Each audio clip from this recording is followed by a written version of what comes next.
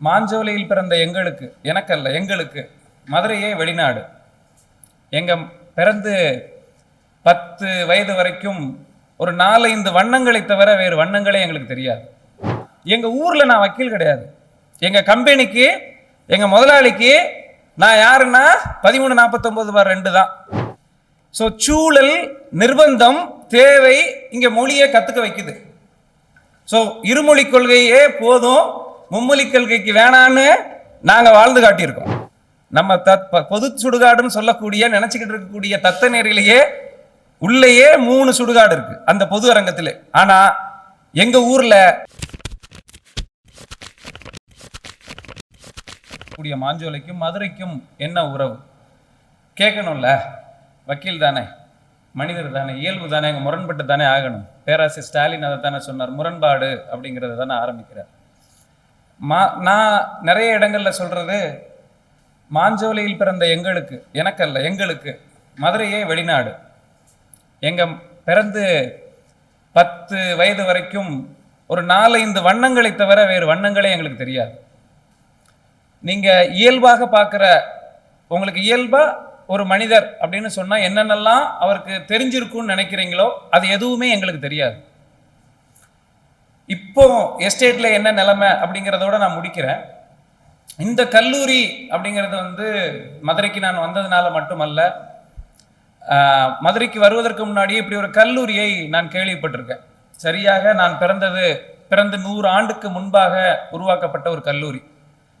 அப்படி ஒரு கல்லூரியில ஏறக்குறைய 1937 பிறந்து 61 மதுரைக்கு வந்ததிலிருந்து என் மாமனார், நான் அப்பான்னு கூப்பிடக்கூடிய ஆர்பி நாயர், இந்த ஸ்கில்லட் இருக்கக்கூடிய இந்த ஸ்கில்லட்டில் அவருக்கான நிறைய உங்களை எல்லாரும் பார்த்துருப்பீங்க, அவருக்கான அரங்கம் இருக்குது.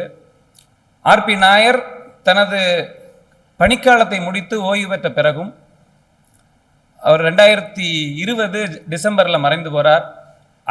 அந்த செப்டம்பர் வரைக்கும் இந்த கல்லூரியோடு வந்து சேர்ந்தவர். அப்படி ஒரு ஏறக்குறைய அவர் எனக்கு தெரிந்து இந்த கல்லூரியோடு நேரடியாக எனக்கு பந்தம் இல்லாட்டாலும் என் மாமனார் மூலமாக ஏறக்குறைய ஒரு 50 ஆண்டுகளுக்கும் கூடுதலாக இந்த கல்லூரியோடு ஒரு உறவு இருக்கு. எனக்கு தெரிந்து அந்த கல்லூரியில் அவ்வளவு அதிகமான ஆண்டுகள் யாரும் நிச்சயமாக உறவு கொண்டாடுறதில்லை, மாணவர்களோ ஆசிரியர்களோ. அடுத்து தொடர்ச்சியா என் துணைவியார் இங்க இருக்காங்க. என் துணைவியார் இந்த கல்லூரியில் முதுகலை படிச்சாங்க. என் பையன்கிட்ட இன்னைக்கு கூப்பிட்டு வரும்போது எங்க துணைவியார், வா, நான் படிச்ச வகுப்பறை திறந்திருக்குமான்னு தெரியாது, ஆனால் அந்த அரங்கத்தை உனக்கு காட்டுகிறேன் அப்படின்னு சொல்லி மகன் அகஸ்தியாவுக்கு சொல்லி அழைச்சிட்டு வந்தாங்க. என் அம்மான்னு நான் கூப்பிடக்கூடிய என் மாமியார் இருக்காங்க. இந்த கல்லூரியோடு எல்லா விதமான உறவுகளோடும், இந்த கல்லூரியில் இருக்கக்கூடிய எல்லா கட்டிடங்களையும், ஏன்னா இந்த கல்லூரிக்குள்ள தங்கி இருந்த ஒரு குடும்பம் நான் இல்லை, என் துணைவியாருடைய குடும்பம் இந்த கல்லூரியில் தங்கி இருந்த குடும்பம். 1. 2வது 1349 விரிவாக முதல்வர் பேசினார். எனக்கு தெரிந்து இந்த கல்லூரியில் மட்டும்தான் ஆசிரியர்களை, பேராசிரியர்களை பெயரை சொல்லி அழைக்கக்கூடிய உரிமை இருக்குது. எனக்கு தெரிஞ்ச வேற எங்கேயும் அப்படி இல்லை. நான் படித்த சட்டக்கல்லூரி உட்பட சார் சார்ன்னு தான் நாங்கள் கூப்பிட்டு பழகியிருக்கோம். இந்த கல்லூரியில் மட்டும்தான் என் மாமனாரையே நான் ஆர்பிஎன் அப்படின்னு சொல்லக்கூடிய ஒரு உரிமையை எதை கொடுக்குதுன்னா இந்த கல்லூரி வளாகம். என் மகனுக்கு 8 வயது. அவர் கூப்பிட ஆரம்பித்த காலத்திலிருந்து இங்கே இருக்கக்கூடிய வயது முதிர்ந்த, அதாவது வயதில் மூத்த, என்னிலும் மூத்த டாக்டர் பிரமிளா பால் இங்கே இருக்காங்க, பேராசிரியர், இப்போ ஸ்கில்லட்டினுடைய பொறுப்பாளராக இருக்கக்கூடிய. ஒரு நாளும் மேடம்னோ ஆன்டினோ நாங்கள் கூப்பிட்டதில்லை, பிபின்னு தான் கூப்பிட்டுருக்கோம். எங்களை பார்த்து அதாவது என் துணைவியார் கூப்பிட்டதை பார்த்து நான் பிபின்னு கூப்பிட்டேன். என்னை பார்த்து என் மகன் எப்படி கூப்பிடுறார், பிபின்னு கூப்பிடுறார். இது ஒரு பெரிய விஷயமா பார்க்குறோம். ஏன்னா நெருக்கம் இருக்கு இல்லையா, மூத்தவருக்கும் எனக்குமான நெருக்கம் எப்படி வரும் அப்படிங்கிறது, என்னை அந்நியப்படுத்தி பார்க்குற வரைக்கும் ஒரு நெருக்கம் சாத்தியம் அல்ல. என் மகன் ஜன்னல் வெளியே பிபி அப்படின்னு கூப்பிடக்கூடிய உரிமை எங்கிருந்து வந்துச்சுன்னா வீட்டில் இல்லை, அதுக்கு இந்த கல்லூரி சூழல் உருவாக்கி கொடுத்தது. ஆனா எங்க ஊர்ல நாங்க யாருன்னா, நான் வழக்கறிஞர் அல்ல, வேணும்னே வழக்கறிஞர் ராபர்ட்னு போட்டோம் என் புத்தகத்துல. ஏன் அப்படின்னா எங்க ஊர்ல நான் வக்கீல் கிடையாது. எங்க கம்பெனிக்கு, எங்க முதலாளிக்கு நான் யாருன்னா 1349/2 தான். நான் யாராவோ இருக்கட்டும், நான் அங்க நம்பர் அவங்க பார்வையில் நான் ஒரு எண். ஆஸ்பத்திரிக்கு போனால் எனக்கு பேரை சொல்லி எல்லாம் அட்டை இருக்காது, அங்கே ஒரு அட்டை வரிசையாக இருக்கும். அந்த அட்டையில் அவங்க சொல்கிறாங்க நிர்வாக பிரச்சனைக்காக நாங்கள் எண் வச்சுருக்கோம். எல்லா இடத்துலையும் எண் இருக்குது, வருகை பதிவேட்டிலையும் எண் இருக்குது, செல்ஃபோன்லேயும் எண் இருக்குது. எங்கள் ஊர் செல்ஃபோனை வாங்கி பார்த்தீங்கன்னா இப்போ வக்கீலாக இருக்கோம்னா அட்வொகேட் சுதாகர், அட்வொகேட் சுரேஷ் மாணிக்கம் இப்படின்னு பிரிண்ட் இருக்கும் இல்லையா, எழுத்தாளர் அல்லது இலக்கிய ஆர்வலர் அப்படின்னு சொல்லி வச்சிருக்கிற மாதிரி பழனிக்குமாரோ அல்லது இப்படி பேரை வச்சிருக்கோம். எங்க ஊர்ல வந்தீங்கன்னா எங்க தொழிலாளி கிட்ட அவங்க பெயரே இருக்காது, அந்த எண்ணுக்கு எஸ்டேட்ல சொல்லி இருக்கக்கூடிய இந்த எண் தான் அவங்க செல்போன்ல பதிஞ்சிருப்பாங்க. இப்போ இப்படிப்பட்ட ஒரு சூழல். எங்களை நீங்கள் சக ஆளாவே சிந்திக்க முடியாது. அப்படி சூழல்ல விகடன் மாதிரி ஒரு தளம்,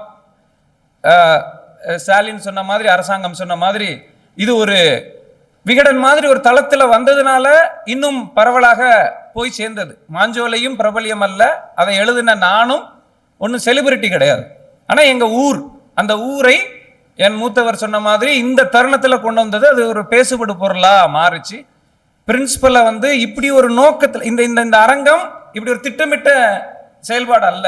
இது ரொம்ப இயற்கையா வந்தது. ஏன்னா ஜனவரியில பிரின்சிபலை சார் நாங்க பாக்குறோம், முதல்வர நானும் என் துணைவியாரும் இப்படி ஒரு நிகழ்ச்சி யோசிக்கிறோம் சார். அப்போ ஜனவரியில யோசிச்சது புத்தகம் அப்படி பத்தி பேசும்போது நானும் படிக்கிறேன் அப்படின்னு சொல்லி வாங்கி வச்சாங்க.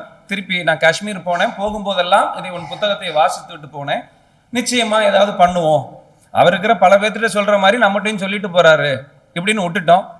தற்செயலா வேறு ஒரு காரணமாக பேசும்போது இன்னும் நடக்கலையா அந்த நிகழ்ச்சி, நீ திட்டமிட்டது நடக்கலையா, நம்மளே பண்ணுவோம், நம்ம கல்லூரியிலே பண்ணுவோம் அப்படின்னு ஆரம்பிச்சார். அதுவும் பேச்சுக்கு அப்படின்னு நினைச்சிட்டு விட்டுட்டோம்.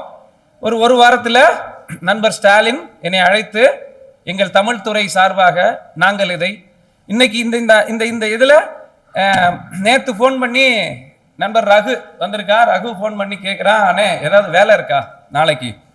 நான் சொன்னேன், எப்ப இந்த கல்யாண வீட்டுல மாப்பிள்ளை இருப்பாங்க பாரு, ஒரு வேலையுமே இருக்காது, ஆனா எல்லாமே அவன் நேரத்துக்கு போய் சேர்ந்து அவனுக்காக காத்துக்கிட்டு இருக்கிற மாதிரி இந்த அரங்கம் இன்னைக்கு எனக்கு அப்படியான ஒரு அரங்கம். இங்க இந்த அழைப்பிதழ் தயாரிச்சதோ அல்லது 3 இடங்களில் பெரிய பெரிய பதாகைகள் இந்த புத்தகத்துக்காக வைக்கப்பட்டதோ, நேற்று திட்டமிட்ட அரங்கம் மாறி இன்னைக்கு கடைசி நிமிஷமாக இந்த அரங்கமாக மாறியதோ, இங்கே பங்கேற்ற நான் தனிப்பட்ட முறையில் கூப்பிட்ட வெளியிலிருந்து நண்பர்களை தவிர மீது யாருமோ இது எதுலையுமே என் பங்கு இல்லை. கடைசியா போடப்பட்ட நண்பர் அரிபாபனுடைய அந்த காணொளி கூட இதற்காக எடுக்கப்பட்டது இல்லை, ஒரு 3-4 மாதத்திற்காக வேறொரு தளத்துக்காக எடுக்கப்பட்டது. அவர் தன்னுடைய நேரத்தை இப்படி பாத்திக்கிறேன். சாம் வந்திருக்கார், மாஞ்சோலையிலிருந்து பிறந்த, என்னை போல பிறந்து வளர்ந்த மாஞ்சோலை ஆவணப்படத்தினுடைய இயக்குனர். நீங்க போய் நெட்ல பாத்தீங்கன்னா ஒரு 3 லட்சம் பேர் அதை பார்த்துருப்பாங்க. என் புத்தகம் கூட 1000 புத்தகம் தான் போயிருக்கு. சாமனுடைய படம் பாத்தீங்கன்னா மாஞ்சோலைங்கிறது இணையதளத்துல ஒரு 1 மணி நேரம் ஓடக்கூடிய ஒரு காணொளி 3 லட்சம் கடந்து போயிருக்கு. இப்படி வேறு வேறு வேறு வேறு நண்பர்களுடைய பிரதிபலிப்பாக தான், கூட்டாக தான் இந்த ஒரு இதை பார்க்குறோம். ஸோ எங்க ஊர்ல அது நான் படித்த பள்ளிக்கூடம், 5 வரைக்கும் படித்த பள்ளிக்கூடம். யதார்த்தமா இன்னைக்கு என்னுடைய 4ஆம் ஆசிரியர் நம்பர் வாங்கி அப்படியே பேசினார். அந்த நாங்கள் ஓடி ஆடி விளையாண்ட இடம் இதுவெல்லாம் லயன்னு சொல்லுவோம். லயம் அப்படின்னு, அது லயன்னே தெரியாது எங்களுக்கு, வரிசையா இருக்கிற லயன்னே தெரியாது, லயம் எங்களுக்கு பேச்சில். இது மாஞ்சோலை. இந்த காணொலியில எல்லாம் இந்த புகைப்படத்தெல்லாம் எடுத்தவர் மாஞ்சோலை செல்வகுமார் அப்படின்னு, என்னிலும் 10 வயது இளையவர் எங்க ஊர்ல இருக்கார். இந்த மாஞ்சோலைங்கிறத உலகத்துக்கு வெளியில கொண்டு வந்தது மாஞ்சோலை செல்வகுமாருடைய பெரிய பங்களிப்பு. அவன் எடுத்த படம், அந்த தம்பி எடுத்த அந்த ஒவ்வொரு காட்சிகளையும், இதெல்லாம் இயற்கையாகவே அமைந்த ஒரு கோல்ஃப் கிரவுண்டு இப்படி இருக்கும், எம்ஜே அப்படிலாம் இருக்கும் அங்க.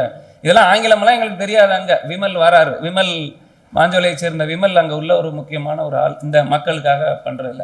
ஸோ வெறும் எண்ணாக மட்டுமே அடையாளம் காணப்பட்டு வளர்க்கப்பட்ட ஒருத்தன் ஆசிரியர்களை கூட பெயரை சொல்லி அழைக்கக்கூடிய உரிமை கொடுத்த ஒரு அரங்கம். அப்படித்தான் நான் இந்த வளாகத்துக்கும் எனக்குமான ஒரு உறவாக, கூடுதலாக 60 ஆண்டுகால உறவு இருக்கக்கூடிய என் துணைவியார் குடும்பம். இது ஒரு பக்கம். இப்போ மும்மொழி கொள்கை எல்லாம் பெருசா பேசப்படுற ஒரு சூழல் நாடு முழுக்க. எங்க ஊர்ல இந்த மாஞ்சோலை உருவாகும் போதே தமிழர்களும் மலையாளிகளும் சேர்ந்து உருவாக்கின ஒரு ஊர். திருநெல்வேலி தான் மாவட்டம், ஆனா மலையாளிகளும் தமிழர்களும் சேர்ந்து உருவாக்கின ஒரு ஊர். என் பெற்றோர் உட்பட பெரும்பாலான, நாங்க 10க்கு மேல யாரும் படிச்சதில்லை. எங்க அப்பா 3, எங்க அம்மா 10 படிச்சது. இப்படிதான், இதுதான் அதிகபட்சமே 10 தான் இருக்க முடியும். 10, 11 ஓல்டு SSLC. எங்க அம்மா, அப்பா 3. ஆனால் மலையாளிகள் ஏற்றுக்கொள்ளக்கூடிய அந்த மொழியில் என் பெற்றோர் பேசுவாங்க. அந்த ஃப்ளூவெண்ட்ல என் பெற்றோர் மலையாளம் பேசுவாங்க. எங்க பெற்றோர் மட்டுமல்ல, எஸ்டேட்டில் வேலை பார்த்த 90 விழுக்காடு பேர் மலையாளம் பேசுவாங்க. அதே மாதிரி தமிழ் அவ்வளோ அழகா மலையாளிகள் பேசுவாங்க, அந்த வாடையே இல்லாம பேசுவாங்க. ஸோ சூழல், நிர்பந்தம், தேவை இங்க மொழியை கத்துக்க வைக்குது. ஸோ இருமொழி கொள்கையே போதும், மும்மொழி கொள்கைக்கு வேணான்னு நாங்க வாழ்ந்து காட்டியிருக்கோம். தேவை என்னைய அந்த மொழியை கத்துக்க வைக்குது. அது ரொம்ப அழகா போகும். அங்க எங்க உணவு வகையை பார்த்தீங்கன்னா, எனக்கு உள்ளி, வெங்காயத்துக்கு உள்ளினே தெரியாது. அது உள்ளின்னு தான் தமிழ்னு நினைச்சுக்கிட்டே வளர்றேன். மதுரையில் வந்து உள்ளி வடை கொடுங்கன்னு கேட்டு அந்த கடையில் இல்லைன்னு சொல்லி இன்னும் வச்சிருக்கீங்களேன்னு கேட்கும்போது அது வெங்காய வடை. எனக்கு அப்புறம் தான் தெரிஞ்சிச்சு உள்ளிங்கிறது தமிழ் அல்ல, மலையாளம் அப்படின்னு. அது மாதிரி புட்டு, கிழங்கு, பயிறு, பப்படம், பஞ்சசாரை இப்படிங்கிறதெல்லாம் இந்த இந்த சொற்றொடர்கள் எல்லாம் ரொம்ப சாதாரணம் எங்களுக்கு. அதெல்லாம் தமிழ்னே நினைச்சு வளர்ந்தோம். ஸோ சூழல் இங்க மொழியை கொடுக்குது, அதற்கும் எங்கள் வாழ்க்கை. ஏன்னா பெரிய மெத்த படிப்பு படிச்சுட்டு தான் மொழியை கத்துக்கணும்னு இல்லை இல்லையா? அங்கே நாங்க யாரும் அப்படி படிக்கலையே. அப்போ அது 2வது. ஸோ மும்மொழி கொள்கைக்கும் நாங்கள் மாத்துறோம். அடுத்தது இந்த கல்லூரி, இந்த அரங்கம், ஏற்கனவே ஒவ்வொருத்தரும் அதை பேசிட்டோம். ராஜன் சார்லாம் வந்திருந்தாரு. மாஞ்சோலியை கடந்த 1 ஆண்டுகளாக எங்கெல்லாம் நான் அழைக்கிறேனோ அங்கெல்லாம் வாய்ப்பு இருக்கும் போதெல்லாம் எங்களோடு கூட பயணிச்ச ஒருத்தர். அடுத்தது அஜ்மல் சார் சொன்ன மாதிரி இந்த உலகம் இன்னைக்கு எதை பார்த்து பயணிக்குது? நாம் சிவில் சமூகம், நாகரிகம்னு எதை சொல்றோம்னா, ஒரே மொழின்னு பேசுறோம், ஒரே ரேஷன் கடை பேசுறோம், ஆனா சுடுகாடு மட்டும் இங்க ஒண்ணு கிடையாது. நம்ம தத்தநேரி பொதுன்னு சொல்றோம், இங்க இருந்து பக்கத்தில் இருக்கக்கூடிய தத்தநேரி பொது சுடுகாடுன்னு சொல்றோம். உங்க எல்லாருக்கும் தெரிஞ்சிருக்கும், அது பொது சுடுகாடு அல்ல. அந்த சுடுகாட்டிலே 3 இருக்கு. நம்ம பொது சுடுகாடுன்னு சொல்லக்கூடிய நினைச்சுக்கிட்டு இருக்கக்கூடிய தத்தநேரிலேயே உள்ளேயே 3 சுடுகாடு இருக்கு அந்த பொது அரங்கத்திலே. ஆனா எங்க ஊர்ல பல்லரும், பறையரும், அருந்ததியரும், இப்படி வேறு வேறு வேறு மலையாளிகளும் ஒரு ஏறக்குறைய ஒரு 10-12 சாதிகள் இருந்தாங்க. முற்படுத்தப்பட்ட சமூகத்தை தவிர எல்லா சாதியும் இருந்த ஒரு ஊர். யாரு இறந்தாலும் எல்லாரும் இன்னைக்கு விடுமுறை போட்டுருவாங்க.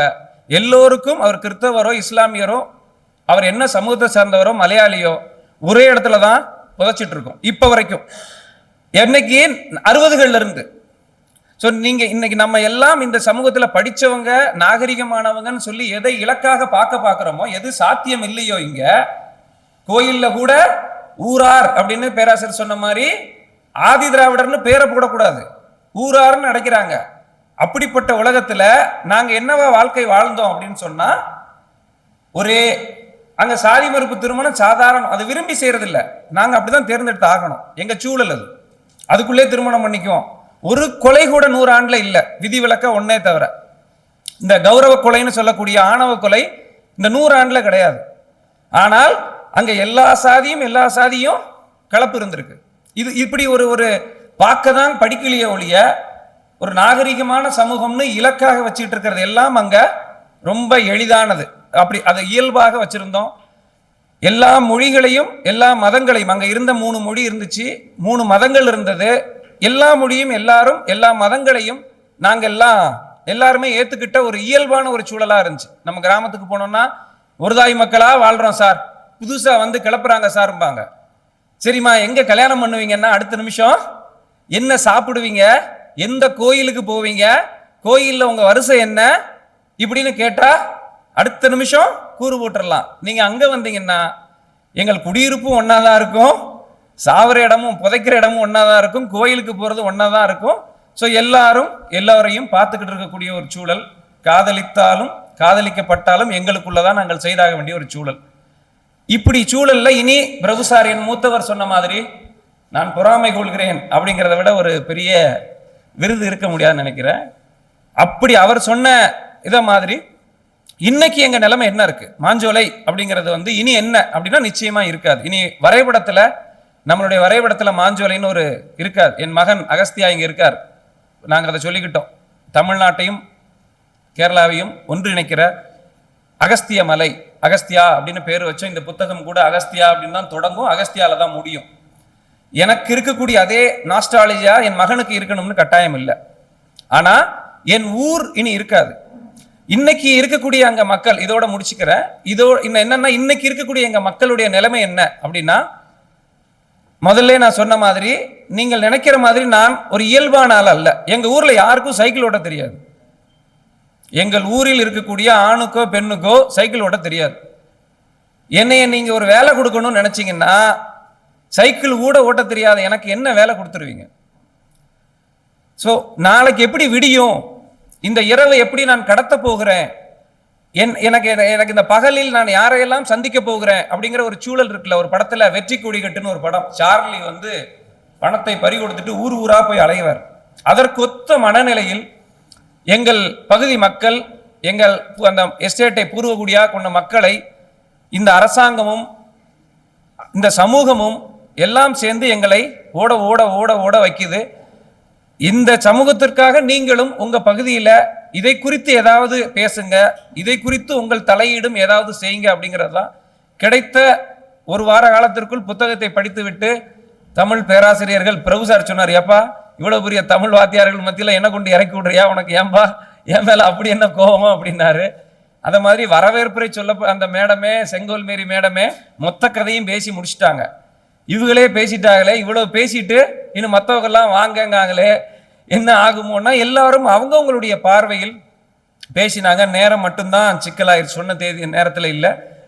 ரொம்ப நன்றி. புத்தகத்தை வாங்குங்க, படிங்க, மேற்கொண்டு உங்கள் நண்பர்களுக்கு, ஏன்னா நீங்கள் எனக்கு புதிய தளம், உங்களுக்கு எனக்கும் எந்த விதத்திலையும் அறிமுகமே இருக்காது. இதை மாதிரி பண்ணும்போது இப்போ வால்பாறையில், தமிழ்நாட்டில் கூடிய வால்பாறையில் இனி 10 ஆண்டுல என்ன நடக்க போகுதோ அதான் மாஞ்சோலையில் நடந்திருக்கு. ஸோ வால்பாறையில் இனி வெளியேற்றப்படக்கூடிய எங்களை மாதிரி மக்களுக்கு என்னெல்லாம் செய்ய முடியும், உங்க பங்களிப்பு என்னவா இருக்க முடியும், எங்களை மாதிரி ஏதிலிகளா நாடோடிகளா அகதிகளாக அலைய விடாம இருக்க வைக்கிறதுக்கு உங்களுடைய பங்களிப்பு என்னவாக இருக்கும் அப்படிங்கிறது மட்டும் பார்த்தீங்கன்னாலே அதுவே இந்த சமூகத்துக்கு ஏற்படுத்தக்கூடிய ஒரு உங்களுடைய கடமையாக நான் பார்க்கிறேன். இப்படி ஒரு நிகழ்வை, இப்படி ஒரு அரங்கத்தை சிறப்பாக ஏற்பாடு செய்து கொடுத்த, எல்லா விதத்திலும் ரொம்ப ஒரு இயல்பா இருக்கக்கூடிய ஒரு சூழலை உருவாக்கி கொடுத்த கல்லூரிக்கும் தமிழ் துறைக்கும் வந்திருந்த எல்லா நண்பர்களுக்கும், எனக்கு அறிமுகம் இல்லாத மாணவர்கள், பேராசிரியர் எல்லாருக்கும் ஆசிரியர் என்ற முறையில் என் குடும்பம் சார்பாகவும் என் சார்பாகவும் ரொம்ப நன்றியை தெரிவித்துக்கிறேன். நன்றி.